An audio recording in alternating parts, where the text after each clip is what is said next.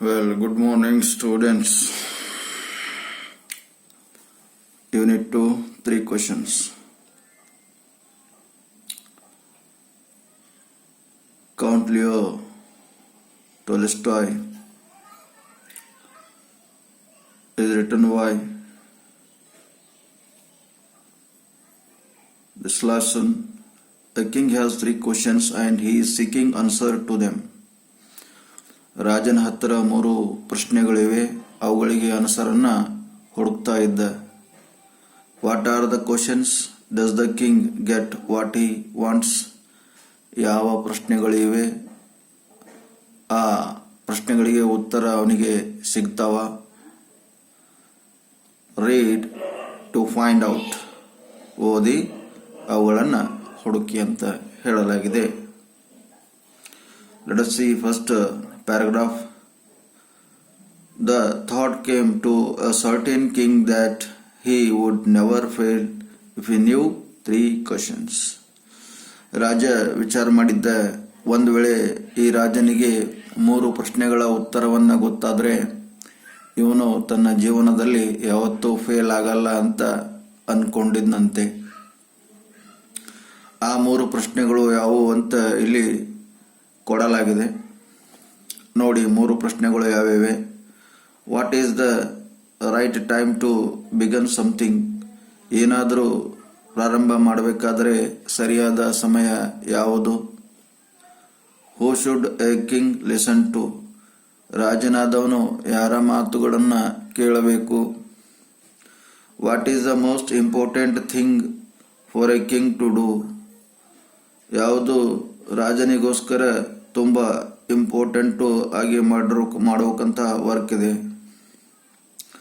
The king therefore sent a messenger throughout his kingdom, promising a large sum to anyone who would answer these 3 questions. ರಾಜ ತನ್ನ ಒಬ್ಬ scent messengers ಅಂದ್ರೆ ರಾಜ ತನ್ನ ಒಬ್ಬ messengers ಅಂದ್ರೆ ಈ ಒಂದು ಮಾಹಿತಿ ಹರಡಿಸುವವರಿಗೆ ಕಳಿಸಿದ ರಾಜ್ಯದ ತುಂಬ ಎಲ್ಲ. ಮತ್ತೆ ಆ ಮೆಸೆಂಜರ್ಸ್ ಮುಖಾಂತರ ಏನು ಹೇಳೋದಕ್ಕೆ ಇಷ್ಟಪಟ್ಟಿದ್ದ ಅಂದ್ರೆ, ಯಾರು ಈ 3 ಪ್ರಶ್ನೆಗಳಿಗೆ ಉತ್ತರ ಕೊಡ್ತಿರೋ ಅವರಿಗೆ ದೊಡ್ಡ ಮಟ್ಟದ ಒಂದು ಹಣ ಅಥವಾ ಸಂಪತ್ತನ್ನ ಕೊಡ್ತೀನಿ ಅಂತ ರಾಜ್ಯದಲ್ಲಿ ಘೋಷಣೆ ಮಾಡ್ತಾನೆ ರಾಜನಾದವನು. ನೋಡ್ರಿ, many wise men came to the king but they all answered his questions differently. ರಾಜ ಕರೆದ ಆ 3 ಪ್ರಶ್ನೆಗಳಿಗೆ ಉತ್ತರ ಕೊಡಬೇಕು ಎಂದಾಗ ಅನೇಕ ಬುದ್ಧಿವಂತ ಜನರು ಬಂದರು ಮತ್ತು ಅವರು ವಿವಿಧ ರೀತಿಯ ಆ ಪ್ರಶ್ನೆಗಳ ಉತ್ತರವನ್ನ ಹೇಳಿರ್ತಾರೆ. Let us see second paragraph. In reply to the first question, ಮೊದಲನೇ ಪ್ರಶ್ನೆಗಳಿಗೆ ಉತ್ತರ ಅಲ್ಲಿ ನೆರೆದಿರುವಂತಹ ಬುದ್ಧಿಜೀವಿಗಳು ಹೇಳಿರುವಂತಹ ಉತ್ತರಗಳನ್ನ ನೋಡೋಣ. Some said the king must prepare a timetable. ಕೆಲವೊಬ್ಬರು ಹೇಳಿದ್ರು ರಾಜ ಟೈಮ್ ಟೇಬಲ್ ಅನ್ನು ಸಿದ್ಧಪಡಿಸಬೇಕು. and then follow it strictly. ಆ ಟೈಮ್ ಟೇಬಲ್ ಅನ್ನು ಫಾಲೋ ಮಾಡೋದಲ್ಲದೆ ಮತ್ತು ರಾಜನವದವನು ತುಂಬಾ ಕಟ್ಟುನಿಟ್ಟಾಗಿ ಅದನ್ನ ಅನುಸರಣೆಗೆ ಕೂಡ ತರಬೇಕು ಅಂತ ಕೆಲ ಜನರು ಹೇಳಿದ್ರು. ಅದರ್ ಸೈಡ್ ಅಂದ್ರೆ ಮತ್ತೆ ಬೇರೆ ಬುದ್ಧಿವಂತರು ಹೇಳಿದ್ರು, other side that it was impossible to decide in advance the right time for doing something. ಮತ್ತವರು ಹೇಳಿದ್ರು ಇದು ಅಸಾಧ್ಯ, ಯಾಕಂದ್ರೆ it was impossible decide in advance ಆಗಿ ಯಾವುದೇ ಒಂದು ನಿರ್ಣಯ ತೆಗೆದುಕೊಳ್ಳೋದು ಸರಿ ಇಲ್ಲ ಅಂತ ಮತ್ತೆ ಕೆಲವರು ಹೇಳಿದ್ರು. The king should do whatever he seemed. ರಾಜ ತನಗೇನು ಅನಿಸಿದ್ದು ಅನ್ನ ಮಾಡಬೇಕು ಅಂತ necessary at that time.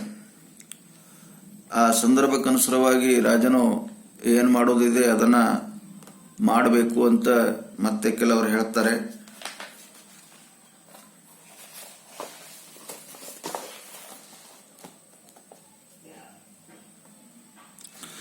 At other side, ಮತ್ತೆ ಕೆಲ ಜನರು ಏನ್ ಹೇಳ್ತಾರೆ ನೋಡಿ, at other side that king needed a council of wise men who would help him act at the proper time. ಮತ್ತೆ ಕೆಲ ಬುದ್ಧಿವಂತರು ಏನ್ ಹೇಳ್ತಾರೆ ಅಂದ್ರೆ,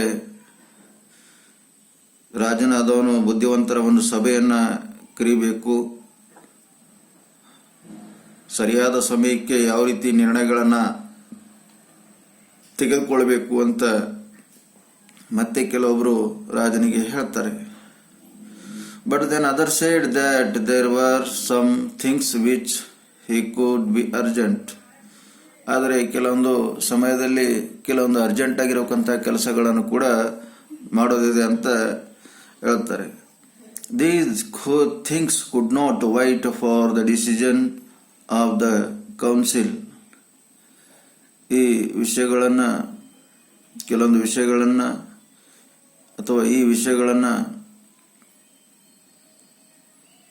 ಏನ್ ಮಾಡೋದಕ್ಕೆ, these things could not wait for the decision of the council. ಈ ವಿಷಯಗಳನ್ನ ವಿಚಾರ ಮಾಡೋದಕ್ಕೆ ವೈಟ್ ಮಾಡೋಕ್ಕಾಗಲ್ಲ. In order to decide the right time for doing something, it is necessary to look into the future and only magician could do that. ರಾಜನಾದವನು ಈ ವಿಷಯಗಳ ಬಗ್ಗೆ ಚರ್ಚೆ ಮಾಡಬೇಕಂತ ಹೇಳಿದಾಗ, in order to this right time for doing something is necessary to took into future. In order to decide the right time for doing something it is necessary to look into the future. ಅಂದರೆ ಮುಂದೆ ಏನಾಗೋದನ್ನ ನಾವು ಕಂಡುಹಿಡಿಬೇಕು, ಅದರ ಅನುಗುಣವಾಗಿ ನಾವು ಆ ತೀರ್ಮಾನಗಳನ್ನು ತೆಗೆದುಕೊಳ್ಬೇಕು ಅಂತ ಹೇಳಿ ಮತ್ತೇನು ಹೇಳ್ತಾರೆ, and only magician could do that.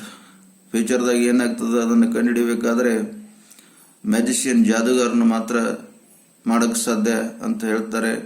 The king therefore would have go to the magician. ಅದಕ್ಕೆ ರಾಜನಾದವನು ಆ ಒಬ್ಬ ಜಾದೂಗಾರನ ಹತ್ರ ಹೋಗಿ ಅವನ ಸಲಹೆಯನ್ನು ಕೇಳಬೇಕು ಅಂತ ಹೇಳ್ತಾರೆ. ಅದಾದ ನಂತರ ಎರಡನೇ ಪ್ರಶ್ನೆ ಬಂದಾಗ, in the answer to the second question, ಅದಕ್ಕೋಸ್ಕರ ಜನರ ಒಂದು ಅಭಿಪ್ರಾಯ ಏನಿರ್ತದೆ ನೋಡೋಣ.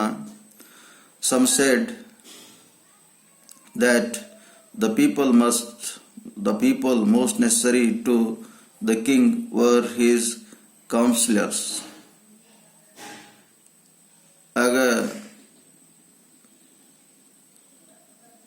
ಕೆಲ ವ್ಯಕ್ತಿಗಳು ಏನು ಹೇಳ್ತಾರೆ ಅಂದರೆ, ರಾಜನ ಹತ್ತಿರ ಅವನ ಒಂದು ಮಂತ್ರಿಗಳ ಮಂಡಲವನ್ನು ರಚನೆ ಮಾಡಬೇಕು, ಅಥವಾ ಕೌನ್ಸಿಲರ್ಸ್ ಅಂದರೆ ಮಂತ್ರಿ ಮಂಡಲ ಅಥವಾ ಶಾಸಕರು ಅಂತ ಆಗ್ತದೆ.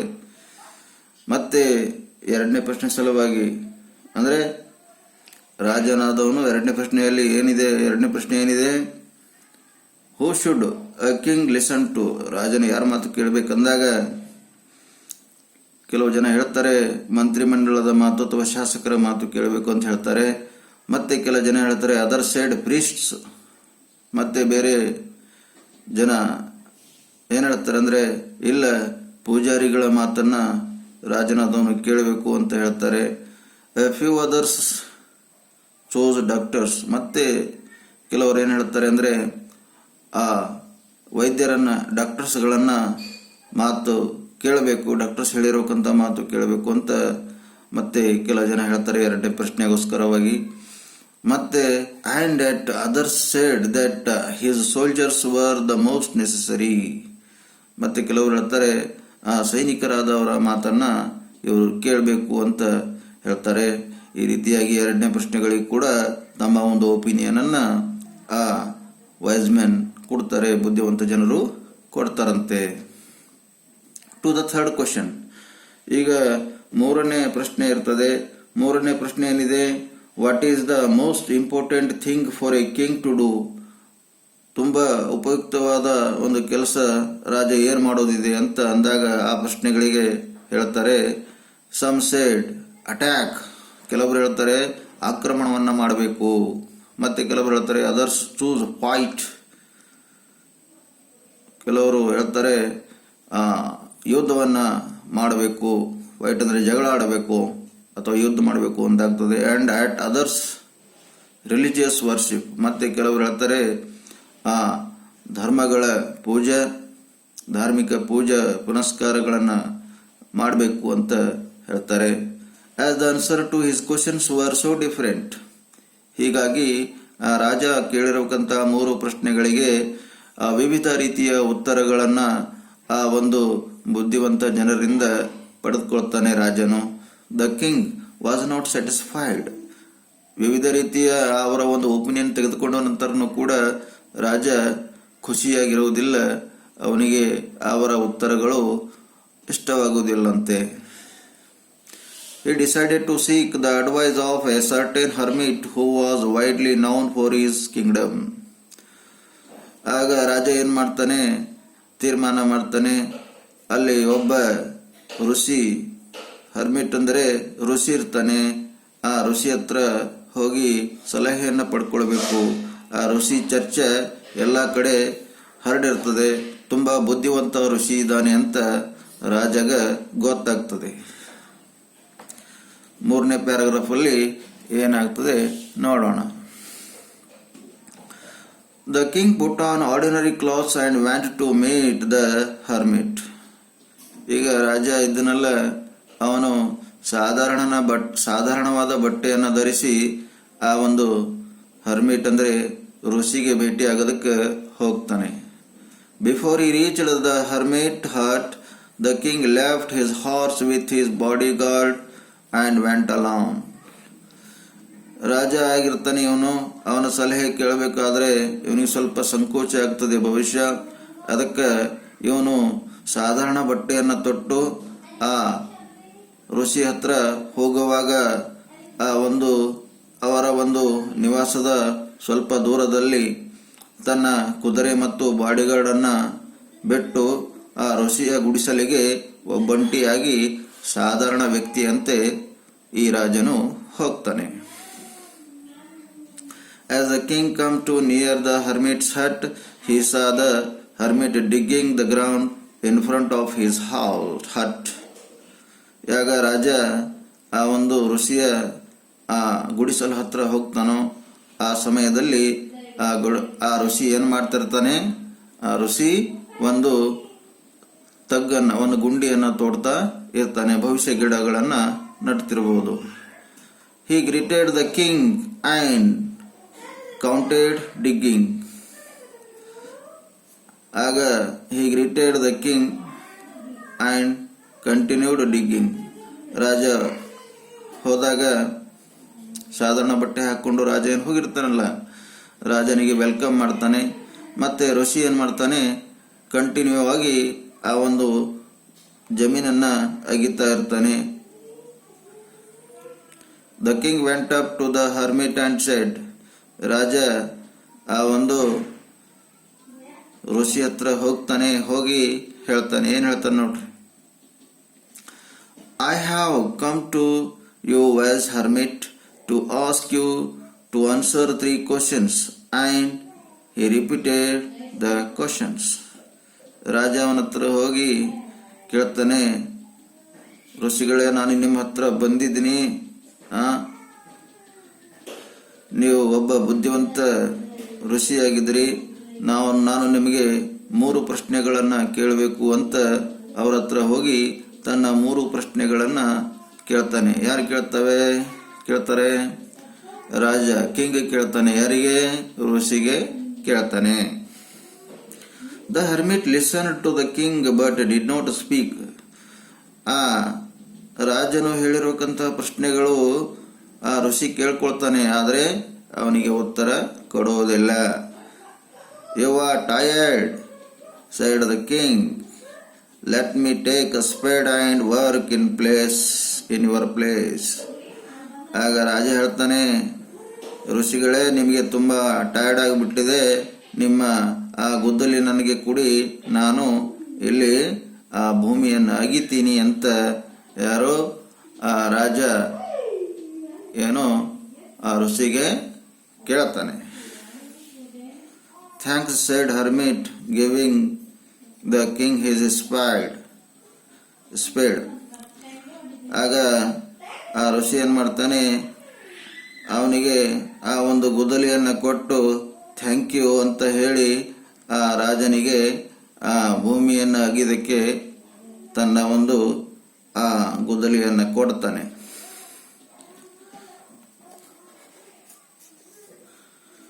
When the king had dug 2 beds, he stopped and repeated his questions.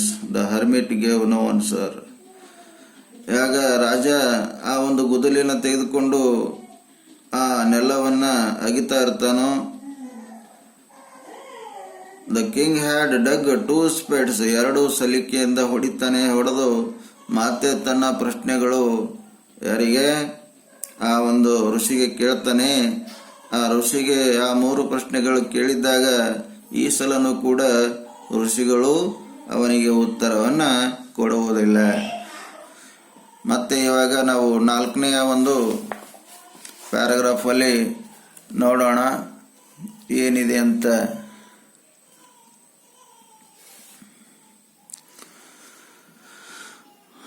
One hour passed, then another.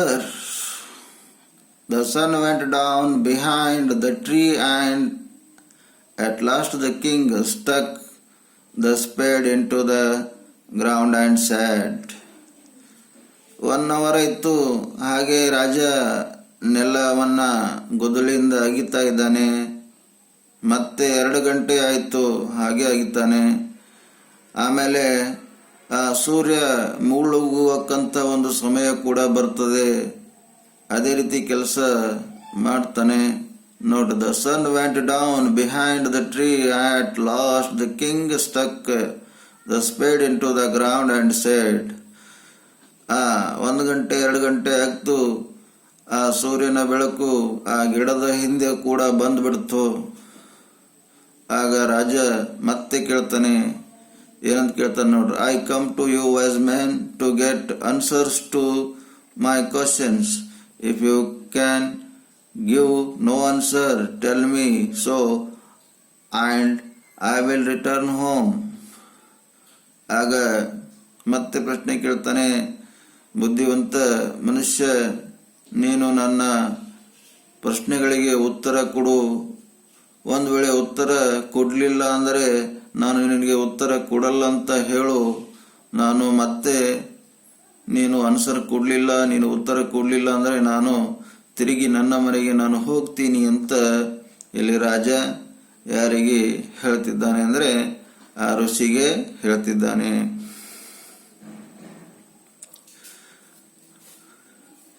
Here comes someone running said the hermit. ಆಗ ಋಷಿ ಹೇಳ್ತಾನೆ, ಅಲ್ಲಿ ಯಾರೋ ಓಡು ಬರ್ತಿದ್ದಾರೆ ಅಲ್ಲಿ ಅಂತ ಹೇಳ್ತಾನೆ. The king turned around and saw a bearded man running towards them. ರಾಜ ಹೇಳ್ತಾನೆ, ಇಲ್ಲಿ ಯಾರೋ ಓಡ್ತಿದ್ದಾರೆ ಅಂತಂದಾಗ ರಾಜ ಅವನಿಗೆ ತಿರುಗಿ ನೋಡ್ತಿದ್ದಾನೆ. ಆ ದಾಡಿ ಹೊಂದಿರಬೇಕಂತ ಒಬ್ಬ ವ್ಯಕ್ತಿ ಅವರ ಕಡೆಗೆ ಓಡೋಡಿ ಬರ್ತಾನೆ. His hands were pressed against his stomach, from which blood was flowing. ಆ ಓಡೋಡಿ ಬರ್ತಿರೋಕಂತ ದಾಡಿ ಹೊಂದಿರೋಕಂತ ಮನುಷ್ಯ ಏನ್ ಮಾಡ್ತಿದ್ದಾನೆ, ತನ್ನ 2 ಕೈಗಳನ್ನ ಹೊಟ್ಟೆಗೆ ಹಿಡ್ಕೊಂಡಿದ್ದಾನೆ. ಅವನ ಹೊಟ್ಟೆಯಿಂದ ರಕ್ತ ಸುರಿತಾ ಇದೆ. When he reached the king, he fainted and fell to the ground. ಆಗ ಅವನು ರಾಜನ ಹತ್ರ ಹೊಟ್ಟೆ ಹಿಡ್ಕೊಂಡು ಬರ್ತಾನಲ್ಲ, ಅವನ ಹೊಟ್ಟೆಯಿಂದ ರಕ್ತ ಎಲ್ಲ ಬರ್ತಿತ್ತು. ರಾಜನ ಹತ್ರ ಬಂದು ಆ ರಾಜನ ಮುಂದಿರೋಕಂತಹ ಒಂದು ಗ್ರೌಂಡ್ ನಲ್ಲಿ ಮೂರ್ಛೆ ಹೋಗಿ ಬಿದ್ದಿರ್ತಾನೆ. ಯಾಕಂದ್ರೆ ಅವನ ಹೊಟ್ಟೆಯಿಂದ ರಕ್ತವನ್ನ ಸುರಿತಾ ಇರ್ತದೆ. The king and the hermit removed the man's clothing and found a large wound in his stomach. ರಾಜ ಮತ್ತು ಋಷಿ ಇಬ್ಬರು ಸೇರಿ ಆ ಮನುಷ್ಯನ ಬಟ್ಟೆಯನ್ನು ಬಿಚ್ಚುತ್ತಾರೆ, ತೆಗಿತಾರೆ.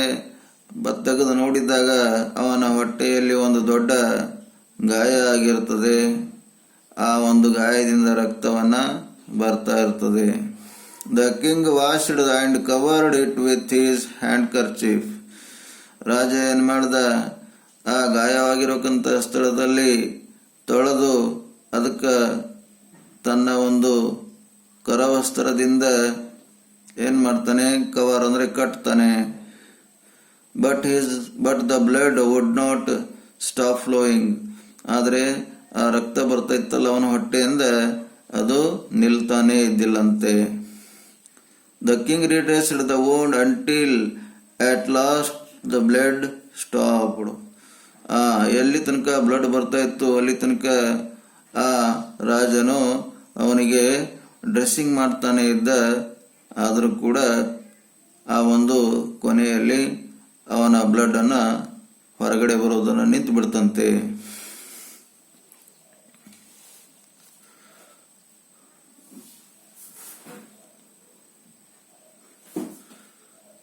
The man closed his eyes and lay quiet. The king, tired by his walk and the work he had done, lay down on the floor and slept through the night. The man closed his eyes, lay quiet. ಆ ಮನುಷ್ಯ ಇದನ್ನ ಅವನು ಕಣ್ಣು ಮುಚ್ಚಿ ಮಲ್ಕೊಂಡು ಬಿಟ್ಟಿದ್ದ. The king, tired by his walk and the work he had done. ಮತ್ತು ರಾಜನಿಗೆ ಕೂಡ ತುಂಬ ಆಯಾಸ ಆಗಿತ್ತು. ಆ ಗಾರಿಯನ್ನು ಕೆದರಿ, ಗುಂಡಿಯನ್ನು ಕೆದರಿ ಅವನಿಗೆ ತುಂಬ ಆಯಾಸ ಆಗಿತ್ತು. ಅವನು ಕೂಡ ರೆಸ್ಟ್ ಮಾಡ್ತಾನೆ. Walk and worked he had done, lay down on the floor and slept through the night. When he woke up, it was several minutes before he could remember where he was. He, who strange bearded man laying on the bed was. ತುಂಬ ಆಯಾಸ ಆಗಿತ್ತು. It was several minutes before he could remember where he was. ಅವನು ಮಲಗಿಬಿಟ್ಟಿದ್ದ. ಮಲಗಿದ ತಕ್ಷಣ ಎದ್ದ ಮೇಲೆ ನೋಡ್ತಾನೆ, ಒಬ್ಬ ಅಪರಿಚಿತ ವ್ಯಕ್ತಿ ಬಂದು ಇದ್ದ. ಅವನು ಎಲ್ಲಿ ಅಂತ ಅವನನ್ನು ಹುಡುಕ್ತಾ ಇರ್ತಾರೆ. ಆವಾಗ ಏನಾಗ್ತದೆ ನೋಡೋಣ. ಈ ಒಂದು 7ನೇ ಪ್ಯಾರಾಗ್ರಾಫ್